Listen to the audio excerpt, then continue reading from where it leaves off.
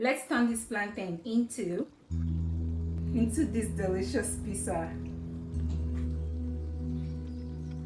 It's so good. The dough came out really nice. Not too crunchy, not too soft. It's just the right texture. You're gonna really love this. Without wasting much of your time, let's get started. First, I'm going to peel this unripe plantain. I'm using unripe plantain because it's healthier. It contains, it's very high in fiber, high in iron and vitamin C.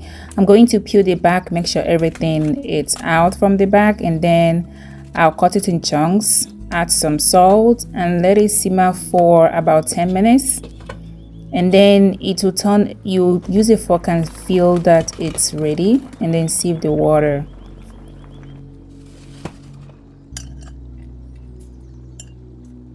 I'm going to be adding a can of white kidney beans for extra protein. I'm using this vegetable blender to blend this. I'm going to blend the plantain along with the beans. I'm going to blend them first before adding other things. Then I'm going to add 1 egg. Just 1 egg if you're making one dough. That'll be enough. I'm adding this Monkfruit sweetener because unripe plantain is not sweet, so I just have to add it. It's optional though. Then I'll preheat the oven at 380 degrees. While getting the dough ready, I'm going to pile up the dough like that and mash it down with my hands. I don't have dough roller. If you don't have dough roller, you just follow my steps. So I'm going to use my hand and press it down to form a circle, a pizza dough circle. This really works well. I keep pressing down, then use my hand, and I'll use this spatula to mash it down a little bit more and give it that fine pizza dough shape while shaping the outermost and forming the inner crust. Like that, it make it look more like a pizza dough. So don't worry if you don't have a roller, just like me. So now I'm going to pop this into the oven and let it bake for like 20 minutes. So I added this cheese for some crunchiness. This is optional, but you see why I did it. See the color of the cheese on there. So I have to remove the parchment paper now.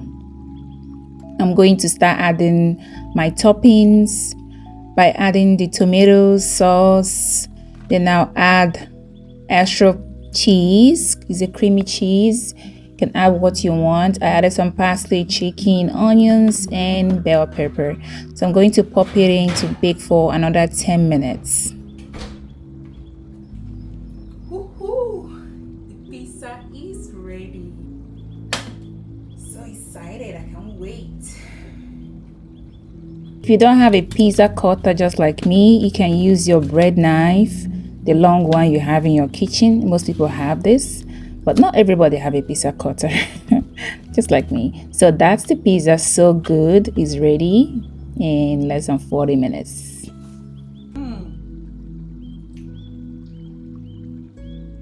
Save this recipe for later. Subscribe and like if you enjoy this recipe. There are so many more recipes to come. And I will see you in the next video.